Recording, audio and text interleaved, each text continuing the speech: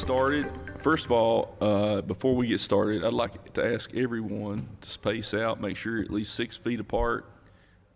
We have had a substantial number of COVID cases. We have been oscillating between the red and orange categories. We've got somewhere near 10 people in the ICUs and the hospitals here in the county with COVID. So we've got to do a better job of making sure that we are practicing social distancing. And I'll give the court an update on that situation here momentarily. Before we begin, I'd like to ask everyone to make sure their cell phones are on silent or turned off, including mine.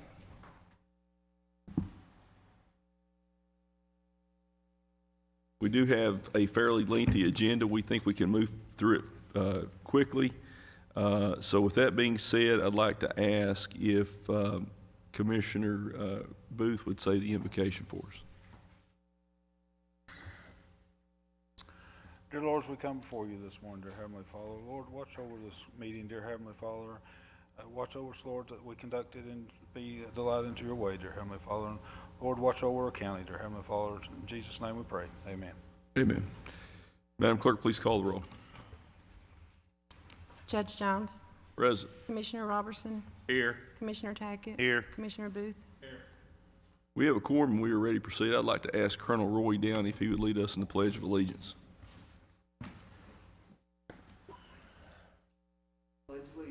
To the flag of the United States of America, to the republic for which it stands, one nation, under God, indivisible, with liberty and justice for all. Thank you, Colonel. First item on the agenda is the approval of the minutes for the September 23rd, 2020 and October 6th, 2020 meetings. Is there a motion? Motion. We have a motion by Commissioner Robertson. Is there a second? We have a second by Commissioner Booth. Is there any other question or discussion? Seeing none, Madam Clerk, please call the roll. Commissioner Robertson. Yes. Commissioner Tackett. Yes. Commissioner Booth. Judge Jones. Yes. At this time, I'm going to ask Pike County Road Supervisor Fabian Little if he would come up to the table. Fabian has a family member that has a medical procedure being done today, and he needs to go and be with the family member. Fabian, first of all, can you give us just a brief update where we are on the paving with the House Bill 352 projects? I know I've asked you and you've prepared I'm not sure we've got that sheet in the packet or not. You did. Is it?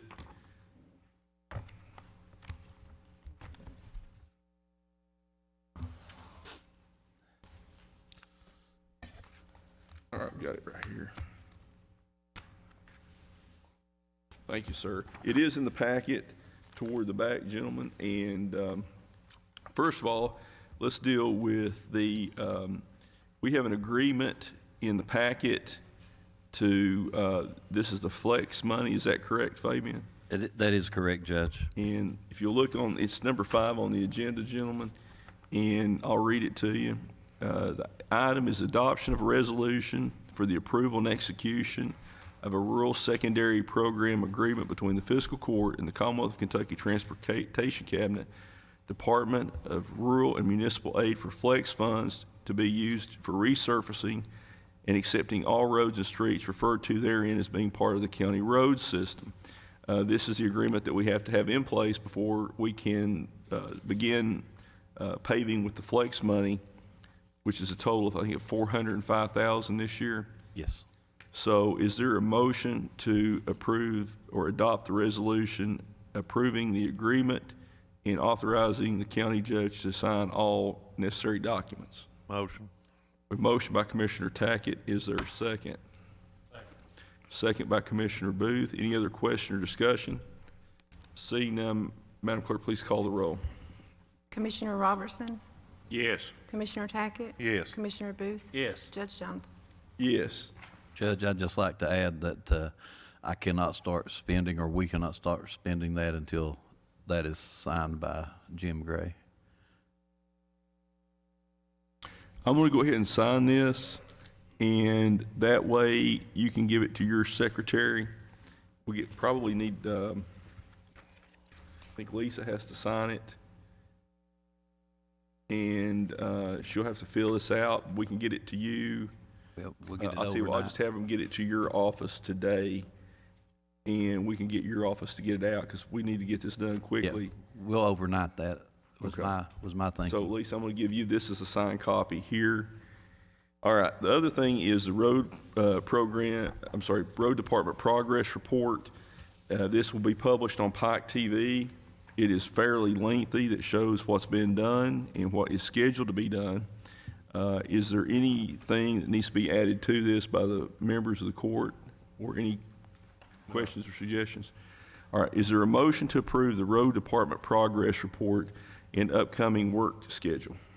Motion. We got a tie.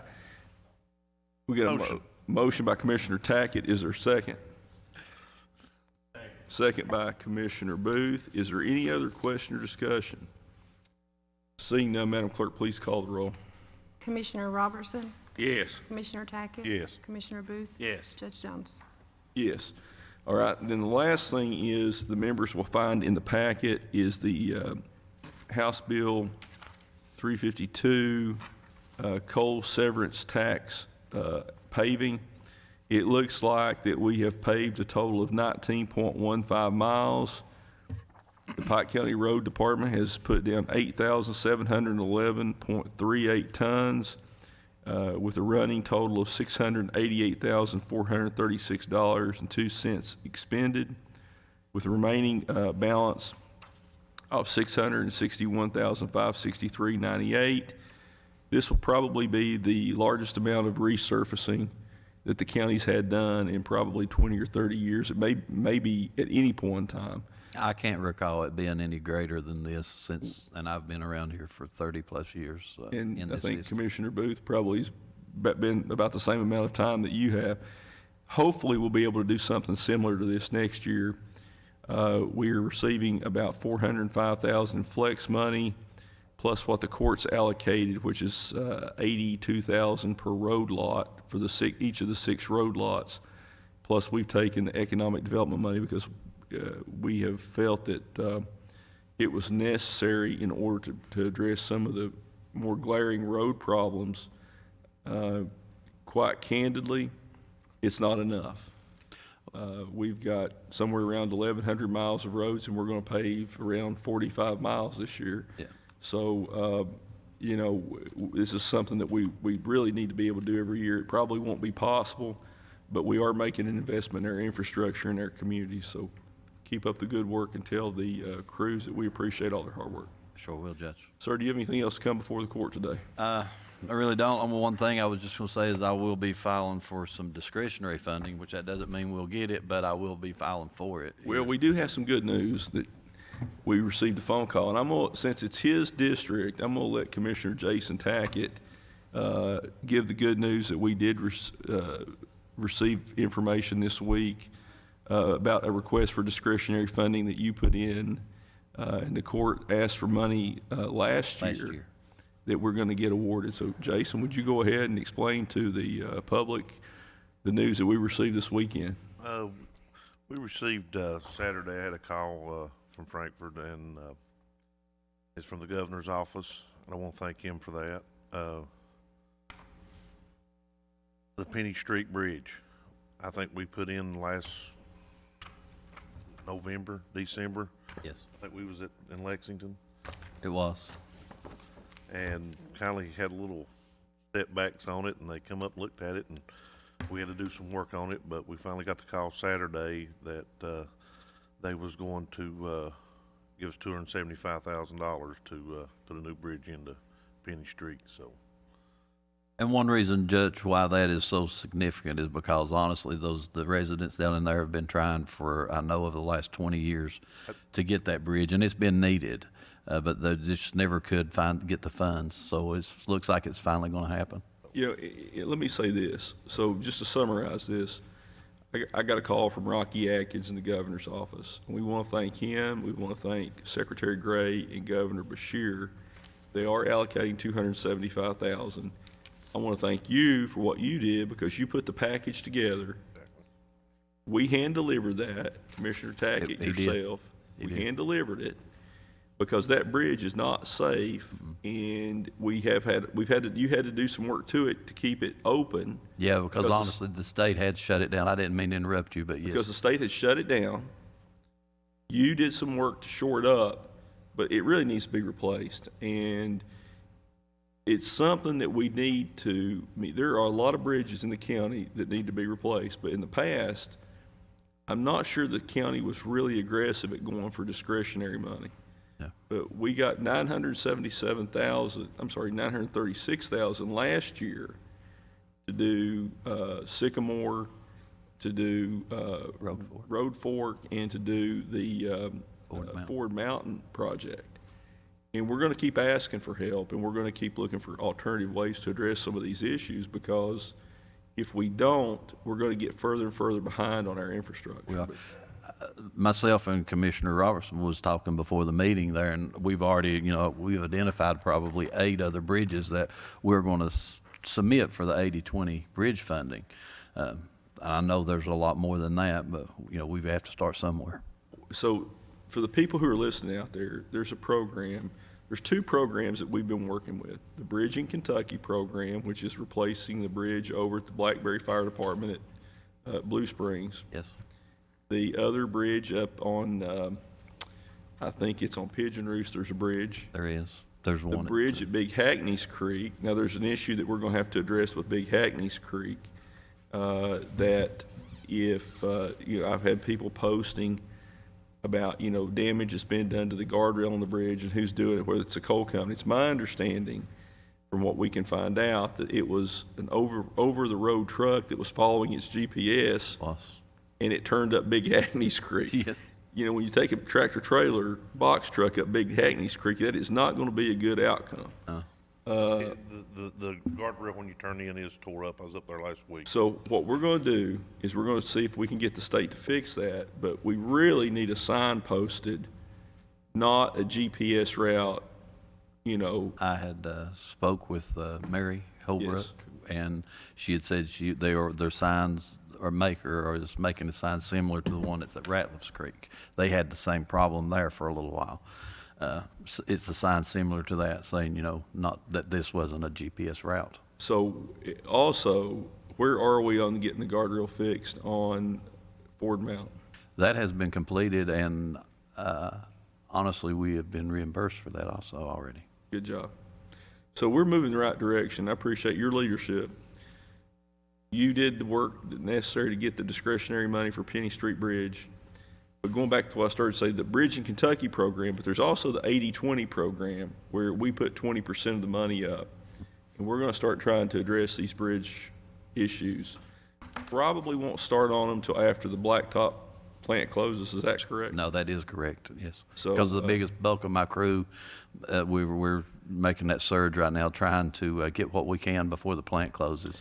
How much, we don't know when the weather's going to turn and the plant will shut down, but how much, do you think we probably will end up not being able to finish the flex paving and the House Bill 352 projects, plus what we've allocated in our own budget? My goal is to get all of the House bill, all of that money. If we can get all that laid before the plant closes, I think we'll be well ahead, and then we can start right back, because the plant should open up toward the end of February.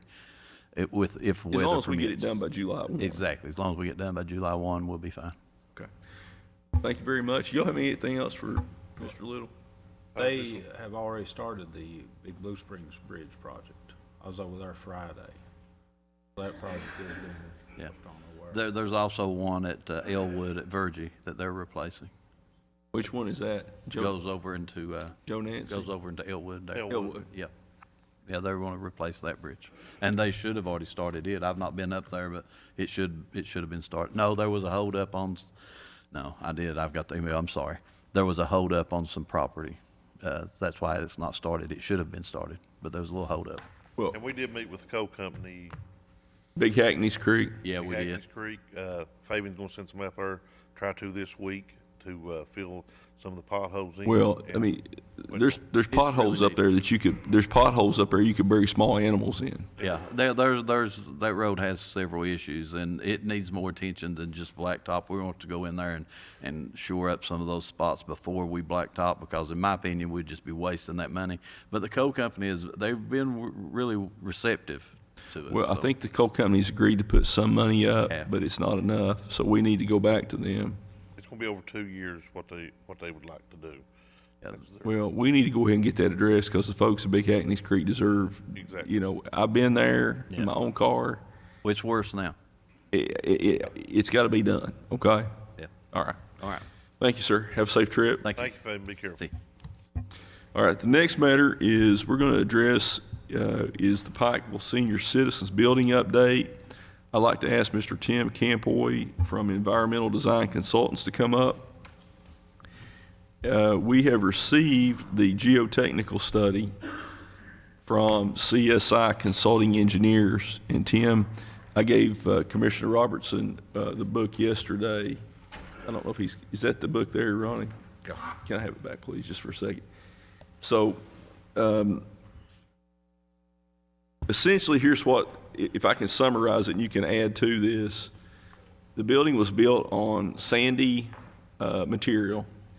When the core drilling was done, they discovered water 15 to 16 feet under the building. They also found that it was about 60 plus feet down to bedrock. And also that there is a storm sewer that's running under the building that may be leaking, contributing to movement of the sandy material under the building that's causing it to settle. Anything else I've missed?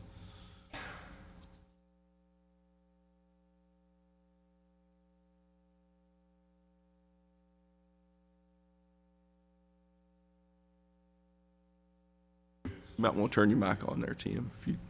Okay, go ahead, start over again, just briefly. All right. Everything that you said is correct, but in addition to that, the movement of the soils beneath the building, the extent of that cannot yet be determined, just because you can't read underneath the building with the core drilling that was done. You also ran cameras down through the storm sewer. UMG helped us with that. They ran a camera down the storm sewer, and that's when we found that one branch of that was running beneath the building. So, and it's a very old clay tile pipe, so the building was constructed on top of that whenever it was built, is the only thing you can deduce from that. Do we know when this building was built? Not right off the top of my head, I don't remember. 1993. Okay. So when it was built on top of an existing storm sewer. Yes. And in 2003, the building settled at that time, and about $80,000 was spent on the building. Is that Right. correct? That's correct, and we've not been able to come up with any records. So as an engineer, just your opinion, based upon sound engineering principles, the geotechnical information you've had, your observations, would you agree that it is unsafe to occupy the building in its current condition? I would agree. The floor slab has dipped from, if anybody's been in the building, they know where the large gathering room is at. And from that side of the building into the kitchen, between 4 and 5 inches of a drop, and it's very noticeable close to the separating wall between those two rooms. You can really feel it, and you can see it in the survey that we did, where we actually did a elevation survey of the entire building floor, and prepared a topo map of that, and you can see it within that. So in our conversations with Judge Hickman, who's of the opinion that we basically need to put out some requests for proposals or not necessarily bids at this point, but some, I guess, scope of work requests from some building contractors to see how they would go about fixing the building and then to give us an estimated cost, because I think that would be the way to start. Would you agree with that? Yes, that would be the best way to start with that. That way you get some more, learned opinions as to how to go about, I mean, fixing the building. And I've also asked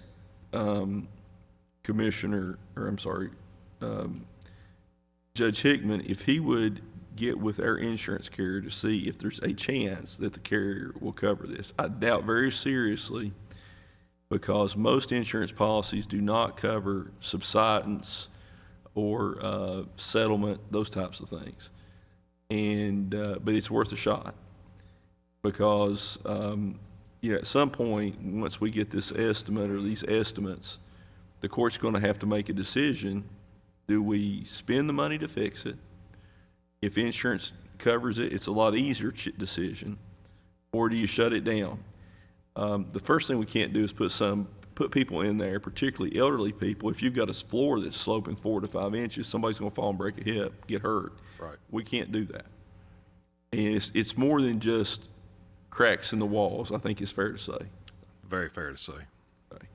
So we have an obligation to make sure the facility's safe. Once we get these estimates, then the court's going to have to make a hard decision. And we've been in communication with, I communicated last night with Philip Elswick, the city manager, who is an engineer, professional engineer. I need you to get a copy of that book to him, because we've been working with the city. They have graciously agreed to help us pay for the cost of the geotech study. This is going to be something. This is the thing. This is a budget buster. If you're talking $200,000-$400,000 in geotechnical work and construction costs to raise this building, I mean, that's money the county doesn't have. It's not budgeted. There's no way that this could have been foreseen, at least by this court.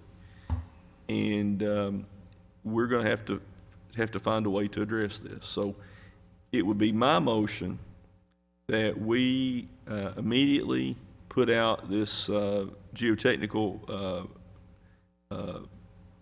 report to several building contractors. You're going to help with that, I think, Tim. Yes, sir. To ask them for a scope of work, proposal, and cost estimates. Correct. Then we can decide what approach we would want to take, then put the bids out, and we would have an idea of what it's going to cost. But if it's $200,000-$300,000 to fix this building, then there's going to have to be some, a long, hard discussion between us and the city about whether that's a wise expenditure of money or not. Yes. And I sincerely believe that we could be in that range. Now, let me ask you this. Dan, do you remember when the building was built? Pam, does anybody, it was 93, correct? Do we know how much was spent on building the building at that time? Tim, what do you think it would cost to build a comparable building back somewhere else? $500,000? Could you do it for that? You could build the building for $500,000, but you still have to take care of the problems underneath to build it back on I'm that talking about if site. you build it somewhere else. Oh, well, then you're probably in that range. 500,000? The building is 50 by 80, so you're looking at, 4,000 square feet. At $150, you may not be able to build it for, Reggie, what would be construction cost, commercial grade? 125 to 175 a square foot, somewhere in that range? Okay, so you're looking at. you're well over $500,000. So you're probably looking somewhere in 600,000 plus range. Right. So, that's money that's not budgeted. It's a big sum of money. So I'll let you and Judge Hickman get together this week, and you can get this proposal letter drafted, and we can give us a list of who you think would be qualified to do the repairs. Okay. And then, then we'll decide, we'll get with the city on it, okay? All right. Anything else you'd like to add? No, that covers it. All right, thank you very much, sir. Thank you. The members of the court have any questions? Commissioner Roberts, do you have anything? No, I talked to Tim in there a little bit. There's not a real good fix for this building, I don't think, unless somebody knows a whole lot more than we do. Anytime you got water under something, it's going to be a problem. I've dealt with this myself a little bit on lifting a concrete slab, and I went ahead and done that, and then within 3 or 4 months, it was down again. And the problem was the water underneath of it, you know. So if that looks like to me the storm drains or something like that will have to be located and figure out, you know, where they're broke at or where they're going or whatever. You know, with it running under the building, there's no way to fix them. Is that fair to say, Tim? Unless you take up the floor. Take up the floor of the building, go down through the floor. And a certain section, that's one of the recommendations even is after the foundation is assured is to cut out part of the floor and actually find, while it's open, try to find, you know, the extent of the problem. Yeah. And you might do something with it underneath, say, the kitchen area, for example, and then rebuild it back up. And you might find that the extent of the entire drainage line, that would, if that section of the building you wouldn't intercept that old line running through. So the attempts to get through the old drain line were doing damage to the pipe itself. And that clay tile had been extended when the river fill was built. Mm-hmm. It was extended with a bituminous coated corrugated pipe, and that coating kept coming off due to the jetter trying to clean that, and so they were damaging the pipe, which was why they ended up having to abandon, you know, the operation. Only a difficult fix any way we look at it. Yes. I mean, you could pump almost as much money into fixing it, if not more. I mean, it could be hundreds of thousands of dollars. Is that correct? Could be. What would your guess be at this point in time? That's tough. Let's just say several $100,000. You know, it could to do everything that you would feel that would support that building and keep it in, you know, keep it to where it would be usable. That was not the answer I wanted, but that was Well, the answer I expected. So, it's I can't put a number on it, Judge. I mean, so you think that's we'll get the estimates. we're going to get proposed. there, but I can't give it to you now. All right, Mr. Campoy, thank you all very much. Thank you. Appreciate the hard work. Thank you all. The next item is the discussion of potential lease for Hardy Park, and I'd like to ask Mr. Danny Oliver, Mr. Mark Carroll, Mr. Dwayne Curry to come up to the table, please.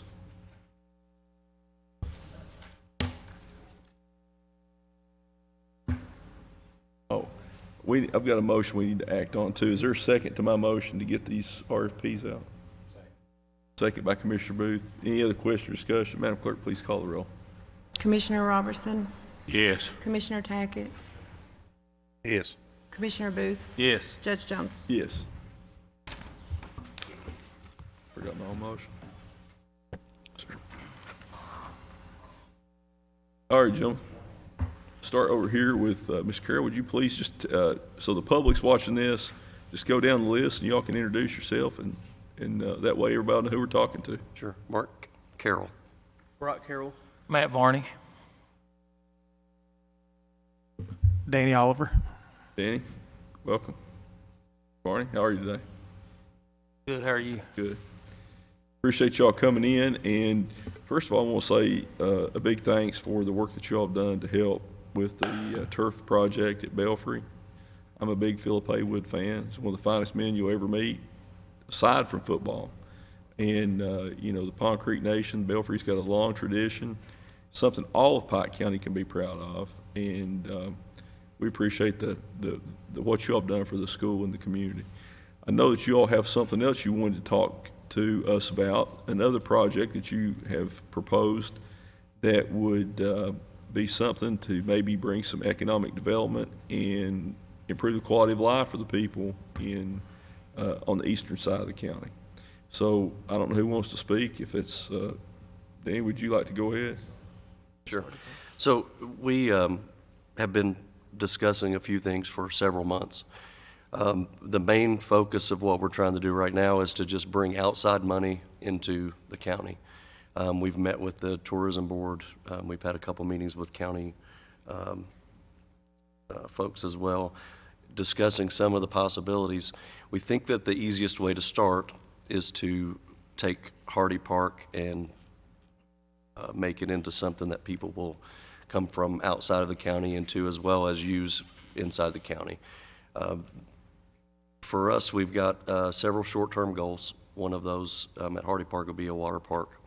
Essentially use the pool that already exists and then add some slides and some things to it to draw some folks from across the West Virginia line and then outside of the county as well.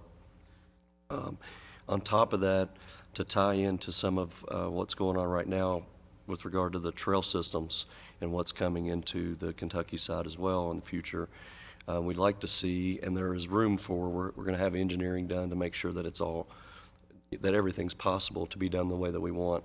But an RV type campground with, you know, poured pads and the electricity and everything to go there too. If we can tie those things in together, and then there's also room at Hardy Park for probably 3 to 5 cabins in the top part. I think it was the Boy Scout area that was up there.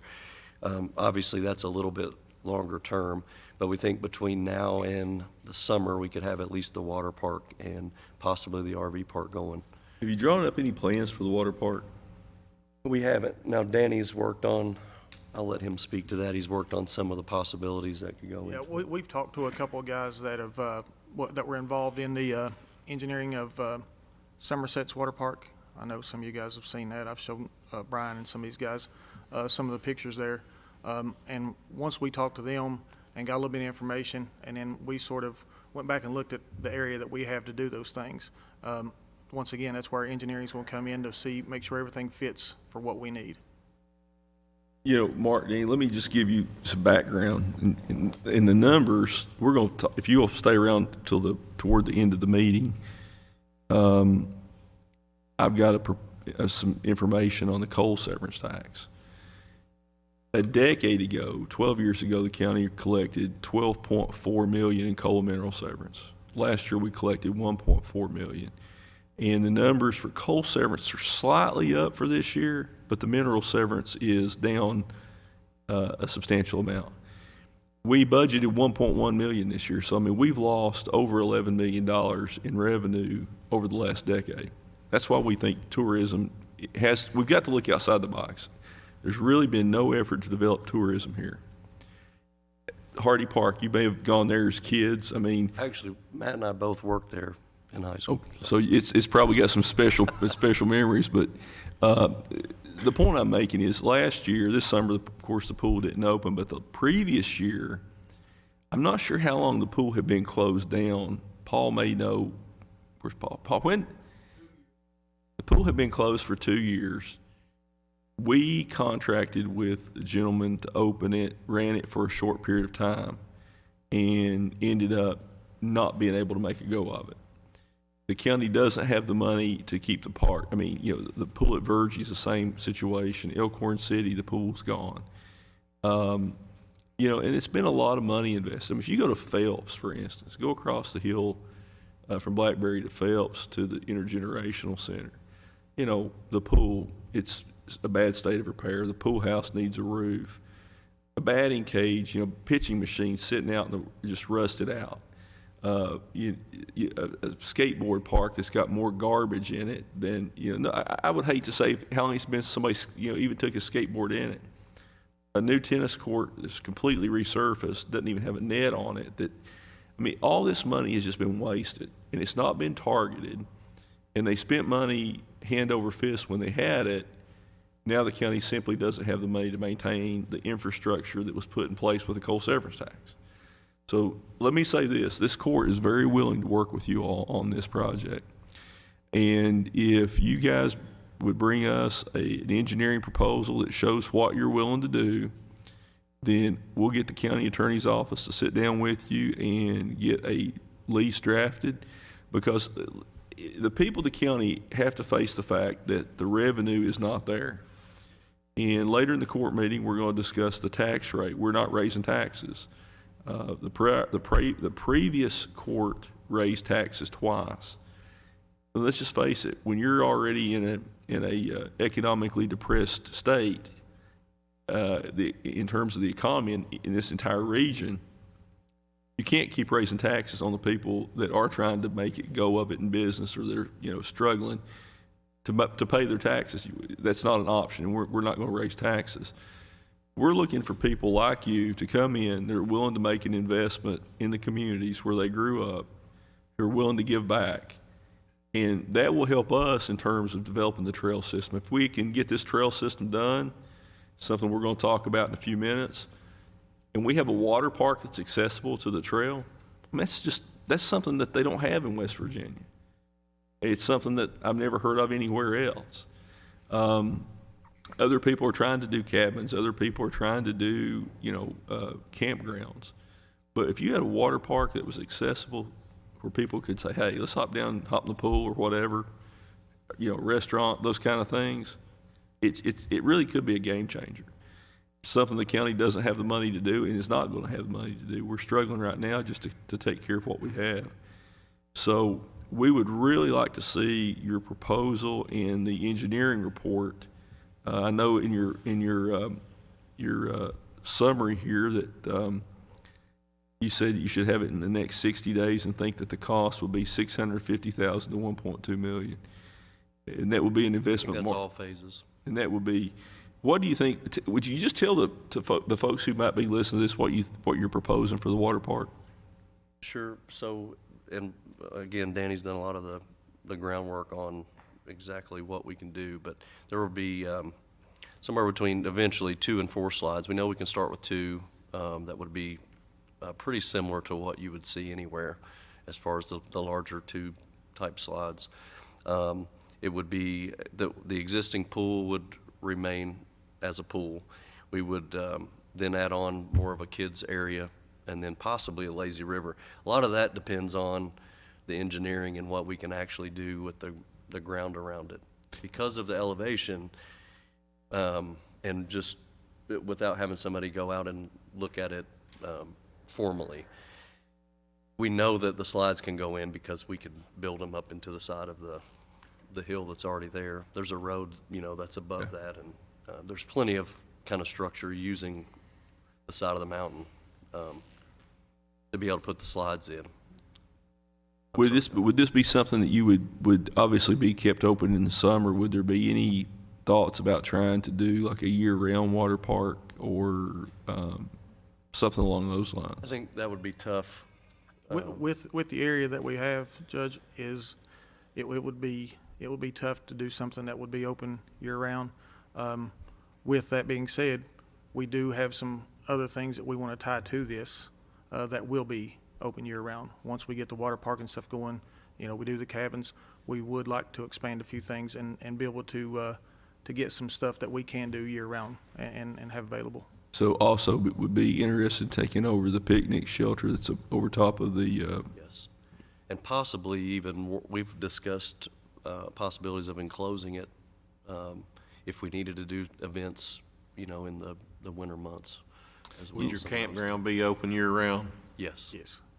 There is no community center.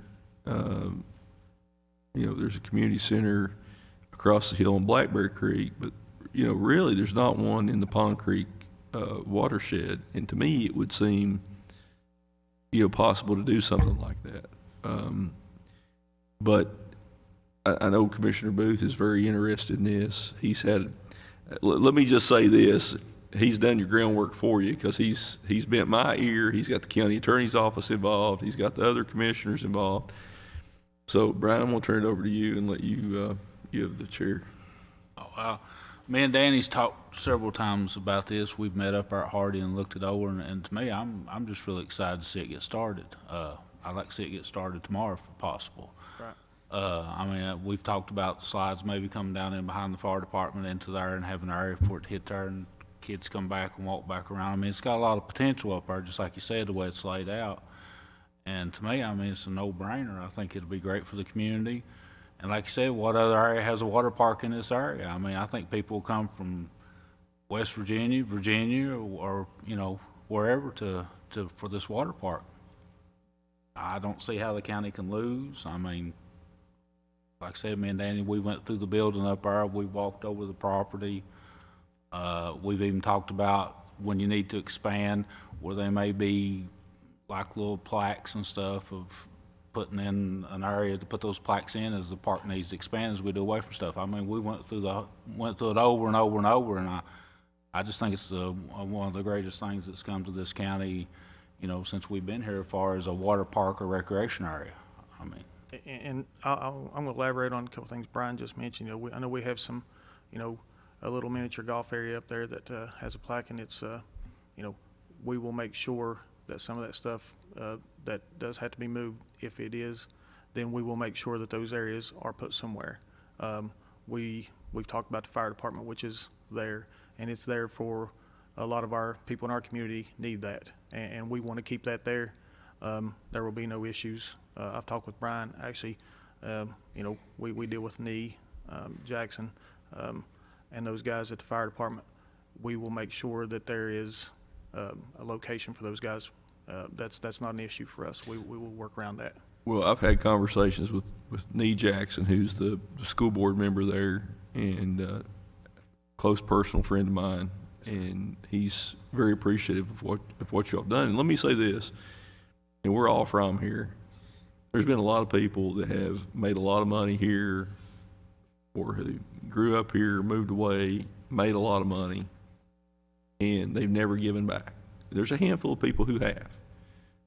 There's people who have wanted to help the place where they grew up, and I appreciate what you are willing to do here, because you know, there's not a lot of people who are willing to step up and try to help an area. Let me say it this way: they've tried to help the area where they grew up and haven't forgot where they came from, and a lot of people do that. And so you have our support. I think it's fair to say we need to get the engineering report. Once we get the engineering report, if it's something that the court's willing to do, we can get a lease done fairly quickly on this. I don't think, Colonel Downey, you can get a lease done fairly quickly, wouldn't you think? Quick turnaround. That will be the desire. I don't get to boss a Bronze Star winner around too much, so not too often you get to give a colonel instructions. So I really think that after this meeting, there'll be a lot of people, you know, you'll hear a lot of talk about this, because me and Danny's done got several people that's talked to us about it. I think they're all super excited just to see it get started. Really do. well, we need some things, positive things to lift. You know, people are beat down here, Mark. I mean, they are. People are, you know, job loss, coal industry basically, you know, on its last legs. A lot of people have lost their jobs. Families have had to move. Parents have seen their grandkids, you know, leave the area. Their kids leaving the area. We need some positive things. And then, you know, with the COVID pandemic hit, that just made it that much worse. So, you know, a lot of kids are out of school. I guess school shut down virtual this week. Is that right, Mark? That's correct. So is there a plan? Any idea if the schools are going to go back? We find out maybe Thursday. Yeah. So I mean, you know, it's just been a bad couple of years for the people of this region, bad few years, and we're trying to turn it around. We appreciate y'all willing to be part of that. I just want to say one thing also. Not only the water park, and we talk quite often. There's other things that we want to do, and that's going to help the county. It hasn't, you know, it's not just a water park. There's phases like Mark talked about. There's phases that we want to do to bring back, and that's when we talk. That's the ultimate goal, is to bring back to our community. My dad sent me a video somebody posted on Facebook about, it was over at Harlan County on 119. I can't remember the name of that little place that's on the left as you're going toward Cumberland. I mean, they were parked on the side of the road. Parking lots were full. I mean, it was hundreds of vehicles. And, you know, is that going to replace industrial jobs? Probably not. But it gives us something to build on. And the more people, I've always felt the more people we can bring to the region, the better our opportunity to bring jobs to the region are. You know, a lot of people don't really understand. They've heard about Eastern Kentucky. I brought one of my best friends from my best friend in law school up here. He's from Louisville, grew up in Louisville, had never been up here. And I brought him up here. I took him to the breaks, took him around Pike County, and he was shocked. And, you know, even in Kentucky, a lot of people don't realize what's here. So we think we have a lot of things to take advantage of, and we've not done that to this point, but we're going to try, and we appreciate y'all being part of that. And we're grateful to be able to be a I part of just it as want well. to thank y'all personally, because not only you all, we've got other people. I don't want to start naming names because I'll leave somebody out and somebody get mad or whatever. But we do have a lot of people that is fired up on this tourism, bringing people out of state to our county and helping our communities. What's good for Belfry is good for Dorton. What's good for Dorton is good for Belfry.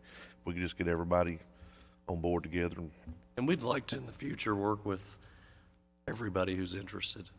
So, I mean, we have ideas, and there are other people who do as well, but if we can work together at some point, we start with our kind of small project in the big scheme of things here, and then work with some other people who want to do it. I think, ultimately, we'd like to bring some industry back, and there's a possibility to do that. It's got to be a little bit more strategic maybe than some other places. We're working on the Wolf Pit Industrial site. We've got an EDA application and a AML application. Is that correct, Sharon? We've got both of those filed right now. And, just what people don't realize is the largest geographical county in Kentucky does not have an industrial site in the county tax base. Now, the city has an industrial site, but there's no excuse for that. And we're going to have an industrial site before I leave office, one way or the other. The cost, though, that people, right off of 38 acres, right off of US 460, it's $5,028,000 to get the infrastructure in it: water, power, sewer, internet, and the road. $5,028,000, I think, is the number. And that's a lot of money.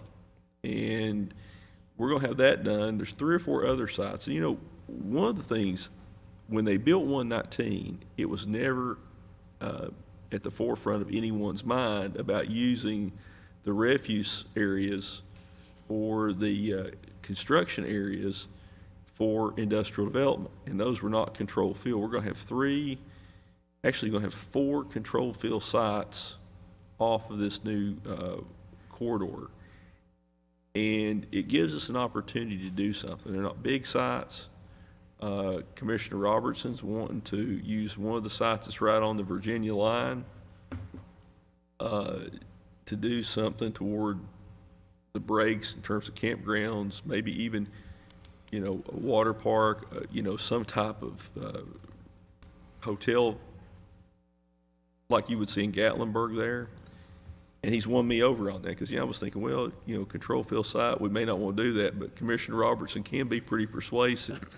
So he's about won me over on that. But we're going to have to really, I think the word you said, strategic. I mean, in the past, when they brought companies up here and they've touted this company or that company, it needs to be somebody locally from within that can, we've got a lot of smart people here. We've got a lot of smart business people.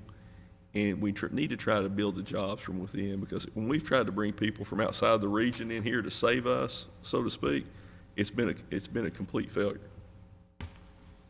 So As they come to a water park, as most kids and people too, when they go to the water park, they get hungry, so they're going to eat. So that'll really help the restaurants or anybody and they've got to buy gas probably to get back home, so every little bit will help. Yeah. It's going to add to the, revenue that comes in from outside, but it's like you mentioned, it's the people who are here and from here who benefit the most from people who come in or just bring in their money. Really, we've had people who have from here that have moved up, not just Pike County, but Floyd County. The guy who was a COO or CFO of Comcast, Floyd County native. One of the higher ups at Petco or PetSmart, Pike County native. The guy who started Outback Steakhouse ties to Pike County. A lot of people in your higher echelon at Lowe's are or were at one point in time Pike County residents. There are people who have been very successful. And I'm hoping we start seeing more people do what you're doing, Mark, coming back here. Not sure where you're living now, but people who are coming back. In Lexington now. But. So, you go to Lexington, you run over, if you turn around, you run over somebody from Pike County just about. So a lot of people from Eastern Kentucky have moved down there. And we appreciate you willing to come back home and try to do some things. So, Thanks for the opportunity. gentlemen, appreciate y'all. We'll look forward to getting the engineering report, and then we can get moving forward with it. Thank you. Thanks, Dan. Thank you.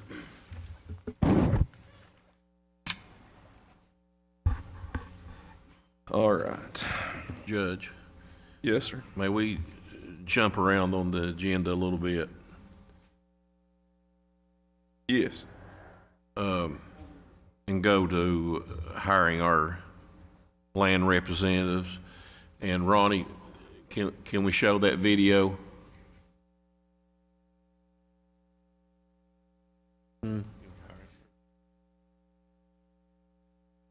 Well, we can.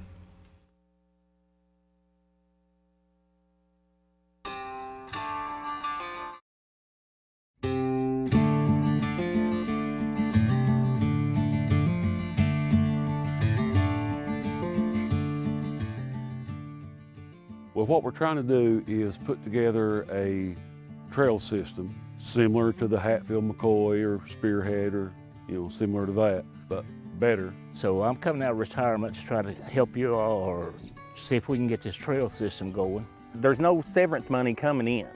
With this trail system, it'll bring a lot of tourism to the area, and with tourism comes money. I ride every chance I get, and it never ceases to amaze me God's beauty. That's Pike County. And we've got all this natural beauty here. We need to take advantage of it. If we establish a trail system, we benefit from it, from the revenue that would come in. You'll have thousands or tens of thousands of people coming in yearly, bringing outside money into the county to spend it in the county. You have a chance to be business-minded and get creative and make money off this trail system. You go over to Hatfields and McCoy Trail, go over there and look. These people that own property have got cabins built on them, hot dog stands, restaurants. For the small business owners, for entrepreneurs, there could be rentals, there could be mechanics to work on the UTV. You could set up lodging for the visitors. So all that accumulative will make a better economy. It's going to bring in money. What we're trying to do is get property leased to connect all these roads to the hills. We're going to need several tracts of land, and we're going to need right-of-ways across these tracts of land. If you're a landowner and you give us right-of-way through your property, you don't have to worry about any liability. That's one good thing about it. We give them a free sticker for lifetime of the lease. The benefits of a landowner signing on with the ATV trail system will be most of these tracks already have people riding on them illegally anyway. So if you sign on board with this, then all the liability's taken off you. Even if they're on your track illegally and something happens to them, they wreck, they get hurt, they can still sue you. So with signing on with this, all that burden's relieved. You got this hillside up there. It's a hillside that you've probably never been on, you've probably never used for anything. You've done nothing but pay taxes on it, and that's it.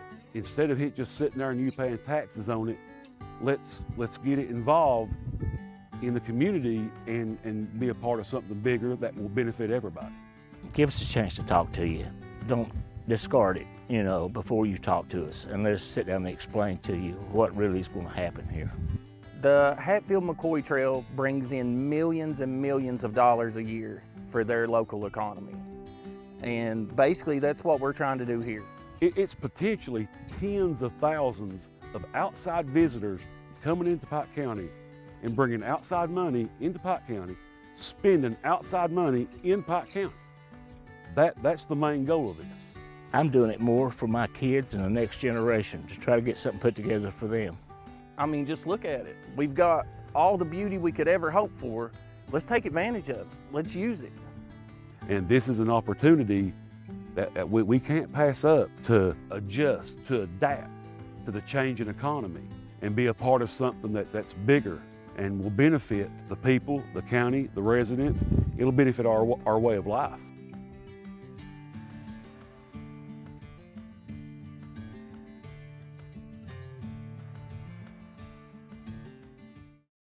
Good job. That's it. Well, I think that's a very, very positive start for it. George, you look pretty good on camera. You did a good job. I want to thank Ronnie, you know, he had a lot to do with it, and our land representatives, I think they did a great job at it. And I think we'll start airing this tonight on Facebook, Ronnie. Well, you know, we've moved farther with this than any court has ever done. We've heard talk about, I've heard, when I was in the state senate for 18 years, that's all I heard, trail system. You know, we're moving it forward, and I'm very excited about it. One thing I think we do need is a coordinator, and I mean, I think we need to really consider putting George into a position to coordinate, you know. Well, I think we're getting to that point of it. I think we're meeting with Thrasher. When, Sharon?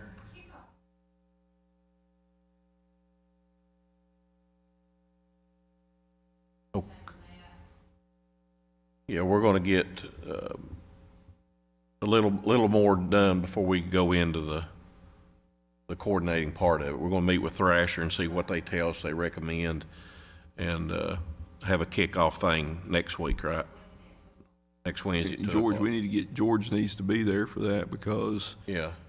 my thoughts would be that George probably should be the person to head up and oversee and direct who's going to see who in terms of land acquisition, something along those lines. Yeah, we should have, I think this week, we should have some title searches maybe done. Nate's not here because he's had to work today, but I think we do have something. We hire them here and we can start hitting the ground. And then, I mean, George and I have had a little conversation about somebody needs to be coordinate when you're going to have 2 or 3 land agents out working. But you really do need a coordinator to sort of as a liaison between the advisory board, between the court, and that's going to direct, you know, every day it's going to have some say on who's going where, who they're going to see. Yeah, I agree. And you know, and George, we're going to talk to you a little bit more about that. I do want to see what Thrasher has to say before we make any other. Yeah. We need a trails coordinator on a contract basis. You know, someone we could contract with to do that. Well, that was going to be probably one of our next steps after we talk to Thrasher. We wanted to talk to them.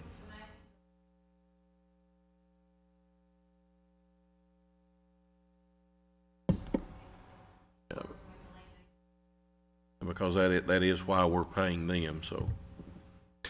All right, so let's go ahead and move through this real quick, because we've got several things we can move through. The first thing is authorization to apply for the 2021 litter abatement program grant and approval to execute various documents related to the grant. This is a sustained litter abatement grant program we've done every year.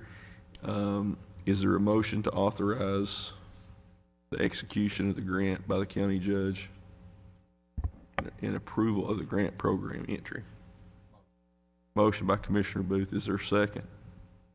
Second. Second by Commissioner Robertson. Any other question or discussion? Seeing none, Madam Clerk, please call the roll. Commissioner Robertson? Yes. Commissioner Tackett? Yes. Commissioner Booth? Yes. Judge Jones? Yes. Next item is authorization to apply for the 2021 illegal open dump cleanup grant program and approval to execute various documents related to such grant. Again, it's illegal open dump cleanup for next year. Is there a motion? Motion. A motion by Commissioner Robertson. Is there a second? Second by Commissioner Booth. Any other question or discussion? Seeing none, Madam Clerk, please call the roll. Commissioner Robertson? Yes. Commissioner Tackett? Yes. Commissioner Booth? Yes. Judge Jones? Yes.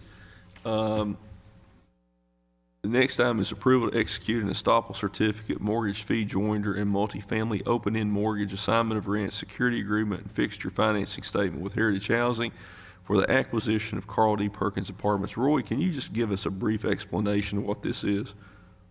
You might want to come up to the podium there so we can get it on the mic.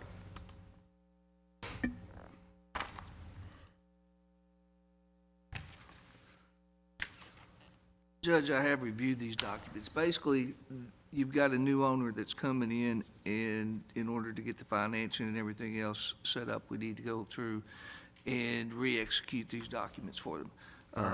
I have reviewed them, and they do appear in order, but this is related to the change in ownership ultimately of that property up there. All right. Is there a motion to approve? Motion. Motion by Commissioner Booth. Is there a second? Second. Second by Commissioner Tackett. Is there any other question or discussion? Seeing none, Madam Clerk, please call the roll. Commissioner Robertson, Yes. Commissioner Tackett, Yes. Commissioner Booth, Yes. Judge Jones. Yes. The next item is approval to rescind Court Order 12.02.19.002. This is where we were naming the, ask for the resolution, or pass the resolution asking the Transportation Cabinet to name US 460, the Pike County Industrial and Technology Corridor. That road's already been named, but we're going to sort of modify that a little bit. But we need to rescind this order, and then the next one will be where we've got the modified resolution. Is there a motion to rescind the court order as previously stated? Motion. We have a motion by Commissioner Robertson, second by Second. Commissioner Tackett. Any other question or discussion? Seeing none, Madam Clerk, please call the roll. Commissioner Robertson, Yes. Commissioner Tackett, Yes. Commissioner Booth, Yes. Judge Jones. Yes. The next item is the adoption of a resolution requesting the Kentucky Department of Transportation, to be Kentucky Transportation Cabinet, Department of Highways, to name the section of new US 460, Kentucky 3174, from just inside Kentucky at the Virginia state line to mile point 6.0 just past Wolf Pit, the Pike County Industrial and Technology Corridor. Is there a motion? Motion. Motion by Commissioner Tackett. Is there a second? Second. Second by Commissioner Booth. Any other question or discussion? Seeing none, Madam Clerk, please call the roll. Commissioner Robertson, Yes. Commissioner Tackett, Yes. Commissioner Booth, Yes. Judge Jones. Yes. Next item is the adoption of a resolution requesting the Kentucky Department of Transportation to add Ray Milam Jr. to the Lynn Milam Memorial Bridge sign. And Lynn Milam was a native of Virgie who was killed in the Korean War. Ray Milam Jr. was a friend of mine, well known in the Virgie area. He was born April 30th, 1928 at Virgie to Raymond Milam Sr. and Julia Harmon Milam. He was reared in Virgie, educated at Virgie Elementary and Virgie High School. And it says, whereas Ray Jr. was married to Ethel Potter for 41 years, they had one daughter, Val Marie Milam, whereas Ray Milam Jr. spent 20 years in the United States Air Force and 20 years with the Department of Defense. He spent 1 year in Vietnam from 1967 to 1968 and received 2 Bronze Stars with Valor. Whereas after proudly serving and defending his country, Ray Milam Jr. retired and returned home to serve his little community of Virgie. Whereas in 1992, Ray Milam Jr. incorporated Sandy Valley Habitat for Humanity Incorporated. Ray and his wife of 23 years, Forrest Rose Milam, assisted former U.S. President Jimmy Carter and First Lady Rosalind Carter in building 20 habitat homes in Pike County in 1996 and 1997 during Hammering in the Hills. Whereas for several years, Ray Jr. and Forrest Rose devoted their time and resources to repairing and remodeling the Virgie Alliance Church, the church that Forrest Rose's father, Guy Johnson, helped build. Whereas Pike County Fiscal Court met at a regularly scheduled meeting on September 19, 2005 and passed a resolution designating a bridge on Kentucky Route 610 crossing over Shelby Creek in Pike County in honor of Lynn Milam, the loving brother of Ray Milam Jr. At the young age of 18, Lynn enlisted in the U.S. Army while he was still a senior at Virgie High School. He was killed after serving only 7 months in the Korean War at the age of 19. Whereas Ray Milam Jr. departed this earthly life on February 27, 2017, the entire community joined his family and friends in mourning his loss. He was remembered for his military service and extraordinary generosity in support of his community. Whereas the Pike County Fiscal Court finds it right and fitting to add Ray Milam Jr. to the Lynn Milam Memorial Bridge sign as a constant reminder of the love and devotion of brothers who serve their country and their community. Now, therefore, be it resolved in recognition of the contributions to his country and Pike County, the Pike County Fiscal Court requests that Ray Milam Jr. be added to the Lynn Milam Memorial Bridge. it would be my motion to adopt this resolution. Is there a second? Second. We have a motion and a second by Commissioner Tackett. Is there any other question or discussion? Seeing none, Madam Clerk, please call the roll. Commissioner Robertson, Yes. Commissioner Tackett. Yes. Commissioner Booth. Yes. Judge Jones. Yes. Now we have a second reading of a proposed ordinance amending the Pike County Administrative Code, Section 320, Road Department Administrative Responsibility. Number 19 is moving to number 20 and adding 19. All employees at a 5H classification shall be required to hold a Class A CDL. Kevin, Mr. King, County Attorney, would you please present this second reading for us? Or Mr. Downey, go ahead if you've got it. All right. The amendment applies just to Section 320 of the Road Department Administrative Code. The previous Section 19 is going to be moved to Section 20. And 19 is going to be new. All employees at a 5H classification shall be required to hold a Class A CDL. And this is in accordance with what your road commissioner has previously recommended to this body. And we recommend approval. All right. Is there a motion to adopt the proposed revision or amendment to the Pike County Administrative Code, Section 320? Motion. Motion by Commissioner Robertson. Is there a second? Second by Commissioner Tackett. Any other question or discussion? Seeing none, Madam Clerk, please call the roll. Commissioner Robertson, Yes. Commissioner Tackett, Yes. Commissioner Booth. Yes. Judge Jones. Yes. Next item is the second reading of a proposed ordinance amending the Pike County Administrative Code, Section 505, related to competitive seal bidding. Mr. Downey, would you please present the second reading, sir? Yes. This amends it. In the past, there was a $20,000 limit from the state, and that was the original language. The state has since amended theirs.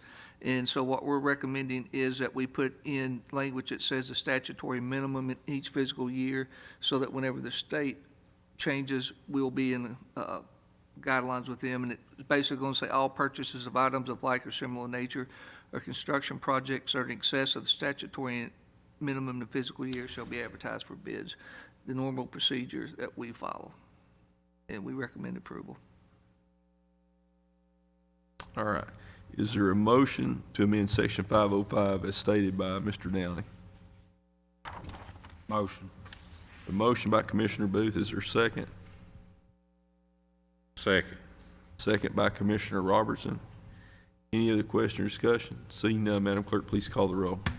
Commissioner Robertson, Yes. Commissioner Tackett, Commissioner Booth. Yes. Judge Jones. Yes. All right. Next item is the first reading of a proposed road ordinance establishing a 25-mile-an-hour speed limit for Little Fork County Road 3156. Mr. Downey? Yes, Judge. This would make the speed limit for County Road 3156 at Little Fork, whereas approximately 17 residents of Little Fork have petitioned the Pike County Fiscal Court to establish a 25-mile-an-hour speed limit on Little Fork, whereas the public welfare and safety of these residents, as well as all residents of Pike County, are of utmost importance. Now therefore be it ordained that there shall be a 25-mile-an-hour speed limit on County Road number 3156, the Little Fork Road. It is further ordained that the road supervisors shall procure their signs setting forth the speed limit and shall have them posted at prominent places along said road. It is further ordained that the penalty for violation of this ordinance shall be the same as set forth in KRS 189.394, which is incorporated herein by reference. Okay. No vote is necessary at this time. It will be on the agenda for the next court meeting, which we do need to go ahead and just discuss briefly. The next court meeting is scheduled for Election Day on November 3rd. It's the first Tuesday. It will be my motion that we cancel it because it's going to be a madhouse here with everything going on. The clerk's office will be covered up, and it will be virtually impossible for us to have a court meeting that day. It will be my recommendation that we move it to 5:30 p.m. on Thursday, November 5th. Would that be okay with everybody? Mm-hmm. Okay, so I'll just call a special meeting for that day. If there's anything that you all need added to the agenda, we need to make sure that we get that to the clerk and to Jeannie at least 48 hours prior to the meeting. So would that work for everybody? Anybody here have a conflict that would interfere? Any staff members have a conflict that would, okay. So we've got a plan then, and then we'll take it from there. Next item is approval to set the Pike County 2020 tax rate and forest fire protection rate. It would be my motion that we keep the tax rates as they are, 18 cents per $100 of assessed value on real property, 25 cents per $100 assessed value on personal property, 14 cents per $100 assessed value on motor vehicle and watercraft, and 2 cents per acre for forest fire protection. These rates have not been changed by this court, and it is the intent, I think I can speak for all of us, that we will not raise taxes during the term of the court, this term of the Pike County Fiscal Court. As I said earlier in the meeting, people are struggling. The economy's in bad shape due to the decline in the coal industry, and it's been complicated even more by COVID. So it'd be my motion that we keep the tax rates where they are. I do want to point out that this will result in a loss of tax revenue going forward, and it will be money that we won't ever make up again in terms of our tax base. Frankie, did you figure out what that exactly that number would be? Judge, based on the calculations I came up with, because assessments went down as well and not taking the compensating rate or the 4%, it would cost the court about $390,000. That's a big lot of money next year. Big lick. So we're just going to have to make do with what we have. And, you know, we've had layoffs, we've had budget cuts, but at least at this point, I don't see how we can raise taxes. We can't. I mean, it's just, We we need, can't do it right the county needs the money, but I want to caution people that by not taking these compensating rates, that do not be shocked if county government services are impacted. Because between not taking it last year, not taking the compensating rate this year, you're talking over $500,000 in lost revenue for the county. So if this court, when the next budget is done, has to make some belt tightening cuts, whether that's in terms of reduction of services or reduction of staff members. You know, this year we've been helped some by the COVID, the CARES Act money. There's probably not going to be CARES Act money down the road. I hope there is, but there's probably not going to be. We can't depend on something that we don't know is going to happen or not. So next budget, if we make a substantial cut in terms of services or in terms of staff, people need to understand that there's a reason for that. We can't continue to provide the same services. We can't continue to keep the same number of employees with less money. So I just want to put that out there. So so we do have a motion. Is there a second? Is that right? We have a second? Not yet. Okay. So it would be my motion that we keep the tax rates the same. Is there a second? Second. Second by Commissioner Booth. Any other question or discussion? Seeing none, Madam Clerk, please call the roll. Commissioner Robertson? Yes. Commissioner Tackett? Yes. Commissioner Booth? Yes. Judge Jones? Yes. Also, we have on here, my next item, it would be my motion that we pay an additional $100 of hazardous duty pay for election workers for the November 2020 general election. It's hard to get people to participate as precinct workers. Now, it's even more dangerous, or it's dangerous because of the COVID, because of the amount of people they're going to be exposed to. So it will be my motion that we increase election workers' pay by $100 per day for hazardous duty. Second. We have a second by Commissioner Tackett. Any other question or discussion? Seeing none, Madam Clerk, please call the roll. Commissioner Robertson? Yes. Commissioner Tackett? Yes. Commissioner Booth? Yes. Judge Jones? Yes. Do we need a motion to move the court meeting, you think? Probably. Let's go ahead and do it. Is there a motion to move the court meeting for November 3rd to Thursday, November 5th at 5:30 p.m.? Special. We have a motion by Commissioner Tackett. Is there a second? Second. Second by Commissioner Booth. Any other question or discussion? Seeing none, Madam Clerk, please call the roll.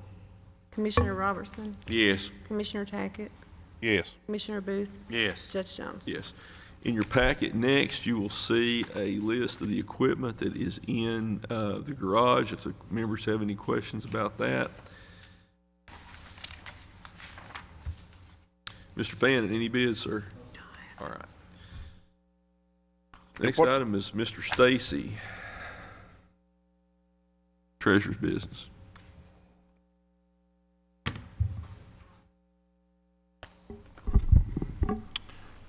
Authorize payment of the expenditure approval list dated September 19th, 2020, and any other utility and telephone bills received before checks are run. We'll run checks Thursday. One of the biggest expenditures on the bill list is the payoff on the Mack trucks. We got the proceeds from the auction check from where they sold, and now we need to pay that lease off. And that will This would be the trucks that went to auction. We've already paid for the trucks that we own now. okay. So this is, we've got the money, basically we're just paying the leases off. Right, yeah, we got the auction check money and now we're paying the lease off. All right. Is there a motion to authorize payment of the expenditure approval list dated September 19, 2020, and any other utility and telephone bills received before checks are run? Motion. Motion by Commissioner Robertson. Is there a second? Second by Commissioner Booth. Any other question or discussion? Seeing none, Madam Clerk, please call the roll. Commissioner Robertson, Yes. Commissioner Tackett. Yes. Commissioner Booth. Yes. Judge Jones. Yes. Is there, I'm sorry. Acknowledge receipt of the Sheriff and Clerk's 2550 report for September 2020. Is there a motion to authorize, acknowledge receipt of the Sheriff and Clerk's 2550 report for September 2020? Motion. We have a motion by Commissioner Tackett. Is there a second? Second. Second by Commissioner Booth. Any other question or discussion? Seeing none, Madam Clerk, please call the roll. Commissioner Robertson, Yes. Commissioner Tackett. Yes. Commissioner Booth. Yes. Judge Jones. Yes. The last thing I have would be to authorize payments to the election workers for polling places and election commissioners for the November 2020 election once we receive the invoices from the county clerk's office. Is there a motion to authorize payment to election workers, polling places, and election commissioners for the November 20, 2020 election once invoices are received from the county clerk's office? Motion. Motion by Commissioner Robertson. Is there a second? Second. Second by Commissioner Tackett. Any other question or discussion? Seeing none, Madam Clerk, please call the roll. Commissioner Robertson, Yes. Commissioner Tackett. Yes. Commissioner Booth. Yes. Judge Jones. Yes. That's all I have. Thank you, Mr. Stacy. Next item is executive session. We do have potential litigation we need to discuss, and we do have personnel matters. Mr. Downey, can you please instruct the court and the public on the relevant provisions of KRS Chapter 61 as it relates to entry into executive session? Yes, KRS 61.810, paragraph C is to discuss proposed or pending litigation. Paragraph F is to discuss specific personnel issues. All right. Is there a motion to enter into executive session? Motion. We have a motion by Commissioner Robertson. Is there a second? Second by Commissioner Booth. Any other question or discussion? Seeing none, Madam Clerk, please call the roll. Commissioner Robertson, Yes. Commissioner Tackett. Yes. Commissioner Booth. Judge Jones. Yes. We are in recess for executive session and will return at the call of the chair. We'll call the court back to order, and is there a motion to adjourn from executive session? Motion. Motion by Commissioner Robertson. Is there a second? Second by Commissioner Booth. Madam Clerk, please call the roll. Commissioner Robertson. Commissioner Tackett. Yes. Commissioner Booth. Yes. Judge Jones. Yes, and where is Mr. Maynard? He has my personnel. He Right. had to go downstairs and deal with something. Did you all bring that, did you all bring the personnel list? Let me have it. It is my motion to approve hiring Jeff Haney temporarily as a carpenter in Public Works at a 5H rate of pay. Approval to, in my motion to move William Church from Solid Waste to Public Works as a carpenter at a 5H rate of pay. And approval to move Lester Stanley to a 2.8 rate of pay. Is there a second? Second by Commissioner Robertson. Any other question or discussion? Seeing none, Madam Clerk, please call the roll. Commissioner Robertson? Yes. Commissioner Tackett? Yes. Commissioner Booth? Yes. Judge Jones? Yes. All right. Department Supervisors' comments. Ms. Fannin? Mr. Tackett? Ms. Vanover, anything? Ms. Thacker? Ms. Skaggs? Ms. Kaiser? Mr. Ratliff? Mr. Williamson? All right. Mr. Stacy, anything else, sir? All right. Next item is County Attorney, Assistant County Attorney's comments. Mr. Downey, anything, sir? We do need to get those contracts. I'll get you with the Trail Advisory Board about the contracts with the land agents. That's something we need to have for the next court meeting. And you and/or Mr. King need to get with the Ross Harris Group to finalize the details and have us a final document over the property swap at the landfill. If you could have that for us at the next court meeting. Okay, I'll let you and Kevin take care of that. All right, anything else, sir? Judge Hickman, anything, sir? Commissioner Robertson. Have we executed a contract for the land representatives? Not yet. We don't have a final document because we've got to get those details worked out in terms of. Okay. That's what I was telling Colonel Downey, is we've got to get the details worked out. As they will say, the devil's in the details. We don't have a specific, no one's told me or him, either one, on exactly how we're going to pay these people a specific amount, and what the contract's going to have to spell out, what is expected of them, what their duties are. We'll talk about that in a trail meeting tomorrow and try to get that all. And Roy may need to come over there and go listen. I don't think Roy can be there tomorrow. If not, then me or Kevin will try to come over. Okay. All right. It's at 2:00. Anything else? No, I just want to thank all the our paving crew that we've got out there. I mean, they've put down some blacktop, and they've worked real hard at it, and it looks real good, everything they've done, and I'm proud of them. We're getting it down. We're getting it down. All righty. Commissioner Tackett, anything, sir? I just our county and our employees just try to stay safe. Judge, I mean, that's all we can do from this point. There's some situations going on out there that we just got to kindly, we know what we got to do to keep our distance, to respect one another. Got some friends that's in the hospital over here. It's COVID and pretty bad shape, but other than that, I want to thank these county workers for what they do. That's all. Thank you, sir. Commissioner Booth, anything? Judge, I just want to thank our employees. They're doing a good job on the paving. I want to thank Grant Coleman. He come over and done some weed mowing in the Belfry area. He done an outstanding job mowing weeds. I had several comments from over in the Phelps area and Blackberry and Belfry and everywhere. So what a good job he done the mowing. So I want to thank Grant for that. I'm like Jason, everybody have a safe, be safe during this trick-or-treat events that we have. That's all I have, Judge. Thank you. I do have several comments, and first, I want to address the COVID-19 situation in Pike County. Probably should have done this right up front at the first of the meeting, but Pike County is facing the most serious threat from the COVID-19 pandemic that we have seen since the pandemic started. Nationally, 70% of the rural counties, roughly 70% of the rural counties in America, counties that are categorized as rural, are in the red. And Pike County has been in the red, back to the orange, and we don't know where we're going.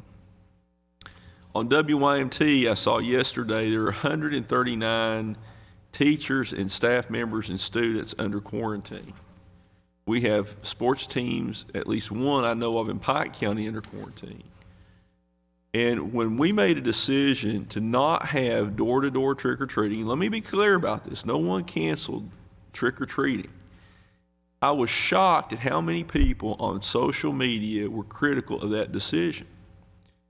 And it flies in the face of common sense that anyone would expose their children to a disease that could kill them, their parent, their grandparents, or any caregiver. I have a good friend who is in the hospital at Pikeville in critical condition in ICU. I talked to his brother a few minutes ago, and they don't know if he's going to make it or not. And the numbers that we've seen, Kentucky on Monday had the largest number of cases ever on a Monday, and that's usually a slow day because of the weekend lag. Right now, we have and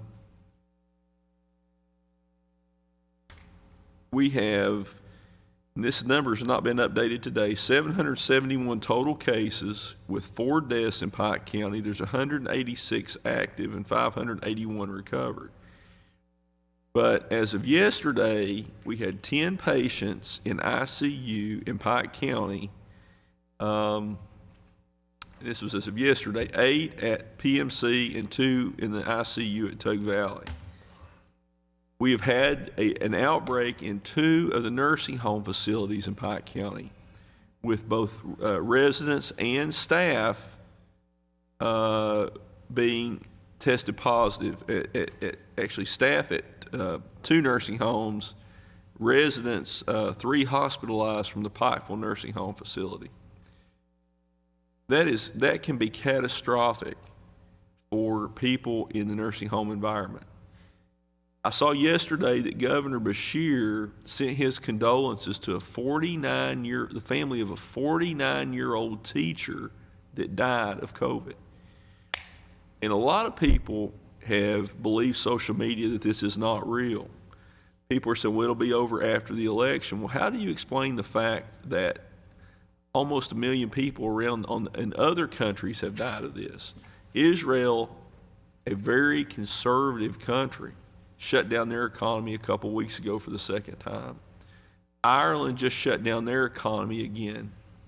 We are seeing, and I've said this publicly before, we've not been hit by COVID yet, but the numbers are climbing and it's startling, and there's no going down in sight. You can go in stores, you can go in restaurants. A lot of people aren't wearing masks. A lot of people are not social distancing. And, you know, it's concerning. My son's football game Thursday night was canceled. I'm glad of that. You know, we'll get through the pandemic. Hopefully in the spring, we'll have a vaccine. Maybe it'll take a while to get that done. But at what point is sending kids out into the community, door to door, trick-or-treating, more important than trying to save their lives, than trying to keep them from getting sick or bringing it home? And I want to read something to you. This was an article. I just came across this. Mayo Clinic. Most people recognize Mayo Clinic as one of the best medical centers in the country. And they have a facility in Arizona. They have one in Rochester, Minnesota. And they have one in Jacksonville, Florida, to my knowledge. Mayo Clinic doctors are recommending parents avoid their children traditional trick-or-treating this year for Halloween as the COVID-19 pandemic drags on. Doctors say trick-or-treating and other Halloween activities, with trick-or-treating or other Halloween activities, there's an increased risk for transmission.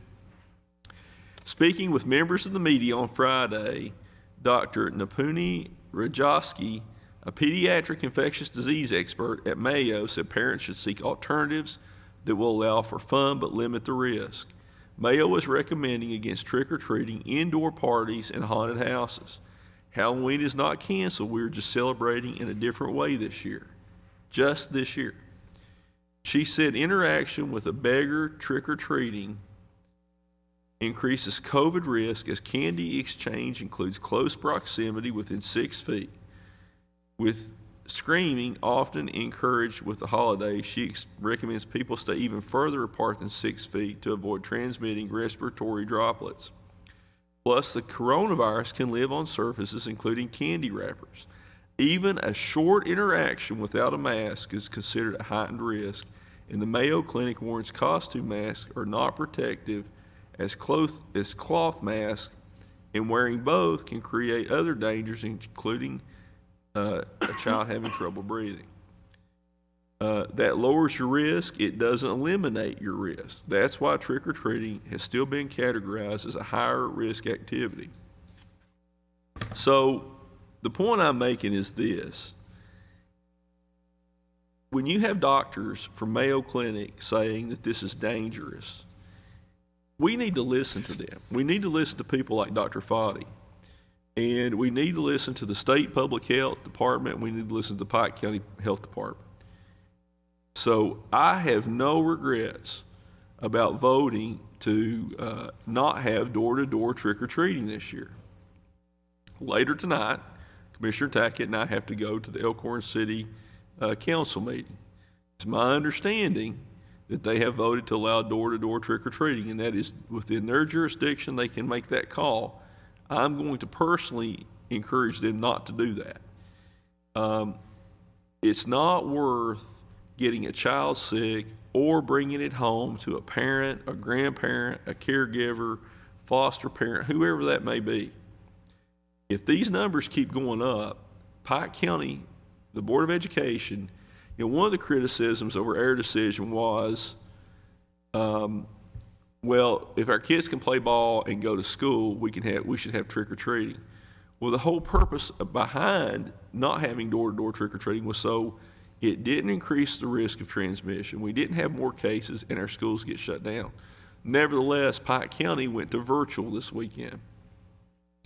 If these cases start increasing, if we see a large number of kids getting this stuff, our kids are going to be back on virtual learning. To me, it's more important to protect them so they can stay in class, so they can stay in a school environment, because I do think they get a better education than they do online. But it is not worth the risk to have door-to-door trick-or-treating for this year. And if anyone wants to debate that, I'll be happy to do that. But as long as I'm county judge, I'm going to put the health and safety of the people of this county in front of a trick-or-treat event. I mean, there's no question when you look at what the risks are. We're going to err on the side of taking care of our people. Now, we have authorized drive-through trick-or-treat events, and so far we know of 4. You have Nightmare on Main. Southside Mall will be having one at South Williamson. The Dorton Volunteer Fire Department, Shelby Creek Volunteer Rescue Squad will have one. And the Sycamore Volunteer Fire Department will also be having one on Elkhorn Creek. So we have groups, and Commissioner Tackett had a meeting that he set up with a lot of the fire department representatives to see if we could get people interested in doing safe drive-through events. He did a great job with that, and it's much appreciated. We had a great turnout, and we're seeing people. Some fire departments were not willing to do this because they were even concerned about the risk for drive-through.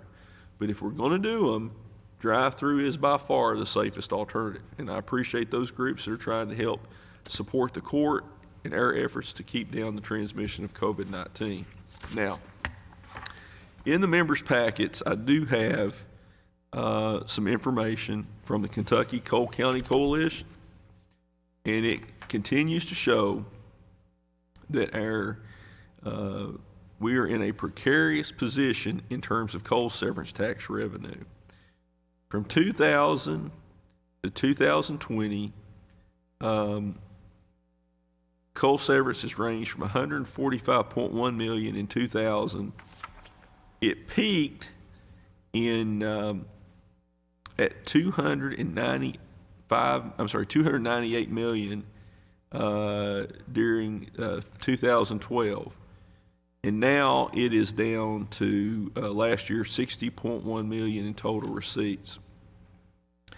This year, the coal severance revenue was projected to be $18.2 million, to be distributed to the coal-producing counties.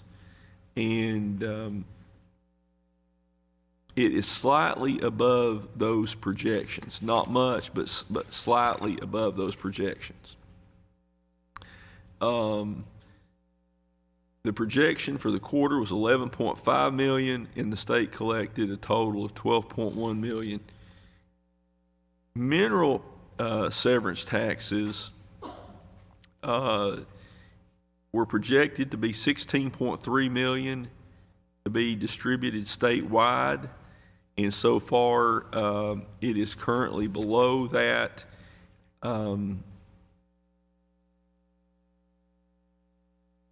The quarter ending September 30th, the state had collected 6.9 million, whereas the projections were 8.6 million. So we budgeted, Pike County budgeted 1.1 million this year, and we're probably going to be somewhere around that number. It's something that is concerning. It's something that's concerning because of the increasing pension costs. It's something that is concerning because we are not in a position in any way to raise tax revenue. And this is going to have an impact on our budget next year. There will have to be additional reductions in the county's budget, barring some unforeseen increase in coal and mineral severance tax.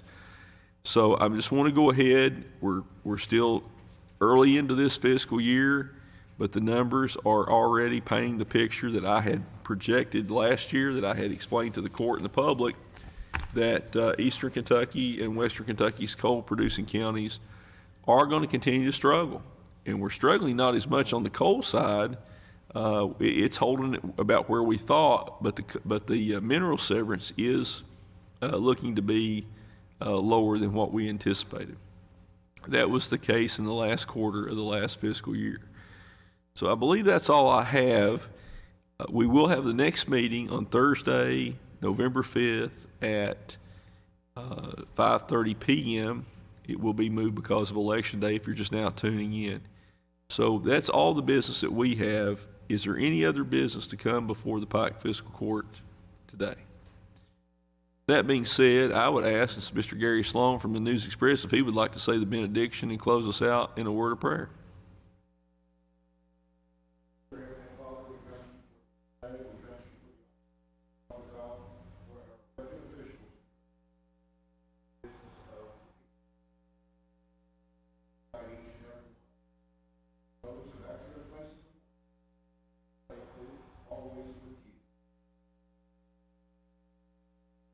Amen. Before, one last thing I did forget. We have had an employee in the Pike County Clerk's office test positive.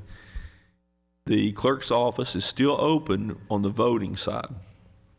The clerk's office has shut down the DMV and the title side. They're doing deep cleaning. Hopefully they're going to have all the employees tested. The PVA has sent their employees home. We are going to go on a skeleton staff to the extent that we can here in the fiscal court until we can make sure everything's been cleaned properly. We still have not had an employee of the fiscal court test positive. We have been blessed, but thank God is all we can say, because and we still have not had an outbreak in our jail. We've been very diligent about that, and we appreciate Mr. Morris and his staff. But again, if you come to the clerk's office today, we hope they'll be open back up tomorrow or on Thursday. Ms. Taylor's doing everything she can. She called me before 8 a.m. this morning and told me about the positive. We have offered to make our staff, our safety director, Judge Hickman, and others available to help her with whatever needs to be done. So we wish everyone in the county clerk's office well. We hope that the deputy clerk that was impacted will have a full recovery. But again, this virus is impacting private business, our schools. It's hitting everybody's daily life, and all of us want to get back to normal. But the more we adhere to the CDC guidelines and the health department guidelines, the fewer people are going to get sick, the fewer people who are going to die, and the quicker we can get back to what normal was.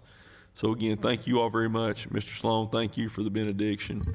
And with that being said, I would entertain a motion to adjourn. We have a motion by Commissioner Booth. Is there a second? Second by Commissioner Robertson. Madam Clerk, please call the roll. Commissioner Robertson? Commissioner Tackett? Yes. Commissioner Booth? Yes. Judge Jones? Yes, we are adjourned.